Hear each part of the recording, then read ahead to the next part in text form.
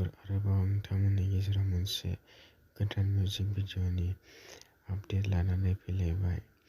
नोंथांमोना आंनि भिडिअ'खौ जोबजासिम नाय, होमबासो मिथिगोन माबे चेनेलाव होदों। नोंथांमोना आंनि भिडिअ'खौ स्किप खालामालासिनो जोबजासिम नायलाङो। बिथांमोननि बे एलबामा जोबोरैनो नायनो मोजां जादों। बिथांमोना बे एलबामखौ रिलिज खालामबाय।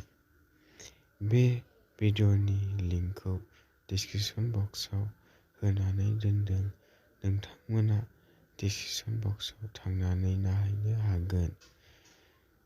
भिडिअ'खौ नायखांबायबा माबायदि मोनदों कमेन्ट खालाम, आरो बेफोरबायदि भिडिअ'खौ नायनानै मोजां मोनोब्ला हेलौ लोगोफोर, आंनि चेनेलाव गोदानबा आंनि चेनेलखौ साबस्क्राइब खालामना लानो हागोन, मानोना आं बेबायदिनो बर' फिल्म आरो बर' मिउजिक भिडिअ'नि सोमोन्दै निउस लानानै फैयो।